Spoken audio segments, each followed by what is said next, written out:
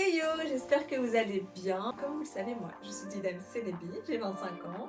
Je suis née en Belgique, je vis en Belgique et je suis d'origine turque.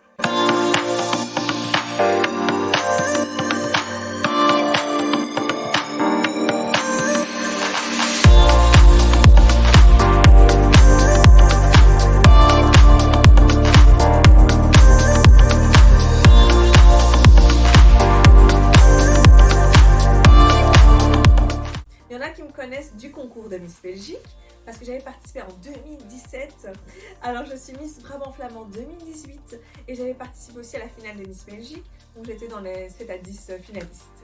Alors il y en a qui me connaissent de Miss Belgique, il y en a qui me connaissent des réseaux sociaux parce que je suis aussi influenceuse, ou alors il y en a qui me connaissent de ma marque de Celebi parce que je suis en même temps aussi styliste et j'ai fondé ma marque de Celebi.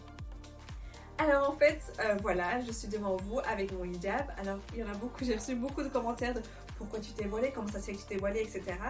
Mais en fait, je suis tout simplement musulmane. En sachant que je vis en Belgique, ici, il n'y a pas de rappel à la prière, c'est-à-dire qu'il n'y a pas de mosquée où il y a le rappel à la prière, etc. Donc c'est toujours pas un effort, mais il faut toujours se le rappeler. En tout cas, soit avec son entourage ou instinctivement. Et en fait, je suis dans une famille musulmane, mais je suis d'origine turque. Alors, voilà. Et chacun vit sa religion de sa manière. Et alhamdoulilah, je suis très contente que mes parents m'ont très bien éduquée. Ils m'ont toujours enseigné la religion. Mais moi, avec le temps, je voulais m'en renseigner encore plus. Alors, c'est surtout au moment du Covid, vous savez, on était tous enfermés. Et à ce moment-là, c'était à la période du Covid, j'ai commencé à lire le Coran en entier, en français et en turc. Alors pourquoi en français et en turc? Parce que je me suis dit qu'il y a des mots peut-être qui signifient qu'on peut comprendre de différentes manières, comme le mot vert, par exemple, vous savez que le vert ça peut être la couleur verte, ça peut être un vert, etc. Et je me suis dit selon le contexte ça peut changer, donc j'ai préféré lire en deux langues. Bon, j'espère Inch'Allah un jour le lire en arabe, je ne connais pas encore l'arabe, mais franchement j'espère vraiment, je le souhaite, on va dire que c'est un des objectifs suivants. Et en fait, donc en me renseignant plus, etc., je me suis attachée plus à ma religion et j'ai commencé les prières. En fait, pour prier, on doit se voiler. Et à chaque fois, je me voilais de plus en plus, du coup. J'essayais de le porter. Puis ensuite, pendant la période du Ramadan, j'allais à la mosquée à Bruxelles. Et là, je le portais aussi dans la rue, en allant vers la mosquée. Et en fait, je me sentais tellement en paix, tellement épanouie, tellement complète. En fait, c'est le mot. Je me sentais complète. Et je me sentais vraiment en paix. C'est vraiment quelque chose qu'il faut vivre. Donc moi, je peux vous expliquer autant que je veux. C'est comme quand vous priez pour la première fois, vous pouvez pas savoir c'est quoi cette paix que vous ressentez si vous l'avez pas encore fait. En fait, il faut le vivre pour le savoir, vraiment. Il faut vraiment le vivre pour le savoir. Donc voilà, mon expérience à moi, c'est que je me suis voilée de plus en plus. J'ai commencé à familiariser avec mon hijab, à former une unité, à être complète. Et en fait, c'est comme ça que voilà, j'ai décidé de porter le hijab. Et en fait, avant de le porter, je vous raconte un raccourci. Hein. Avant de le porter, je me suis dit, si je le porte, je dois le porter avec fierté. Parce que ça veut quand même dire que je représente ma religion, que je représente tous les musulmans. Donc il faut que je le porte vraiment avec fierté, honnêteté, confiance, fierté. C'est pour ça que je me suis dit, je me suis questionnée, est-ce que je peux faire ça? Je ne sais pas si je suis capable de faire ça.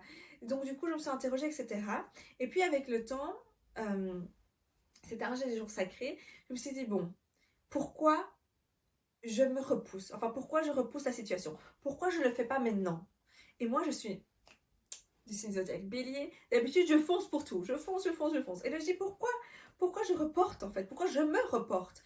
Alors, en me questionnant, et je trouve ça très important, peu importe si vous êtes une fille, un garçon, peu importe, je pense qu'une personne doit toujours s'interroger. Pourquoi je suis sur Terre? Pourquoi je fais ça? Qui je suis? Parce que c'est ta propre responsabilité. Comme vous le savez, la vie, on est, si vous regardez dans cette vidéo, vous êtes né, mais on va tous mourir un jour. Il n'y a pas de... Je vois personne qui est éternel ici. Donc, on va tous mourir un jour. Donc, il faut savoir pourquoi on est ici, pourquoi on est là, qu'est-ce que moi je fais, qu'est-ce qui me fait du bien, qu'est-ce qui fait que je peux avoir des objectifs, qu'est-ce qui fait que je me sens mieux, comment je peux aider les personnes sur Terre, etc., etc., etc. Il faut vraiment s'interroger. Je trouve ça super important de s'interroger et de vouloir être meilleur. Donc, être meilleur, une meilleure personne, un meilleur humain, meilleur dans sa religion, meilleur dans tout. De toute façon, si on est une bonne personne et on essaie d'être la meilleure version de soi-même, on peut être que bien aussi dans la religion, parce que ça va nous pousser à être aussi bien dans la religion. Alors je souhaite à tous d'être dans la bonne voie. Alors, pour continuer mon histoire, pour être sûre de porter mon voile avec fierté. J'espère que je prononce bien. Je me suis dit que j'allais faire la prière d'Istikara. C'est en arabe, je pense. En fait, c'est la prière de consultation.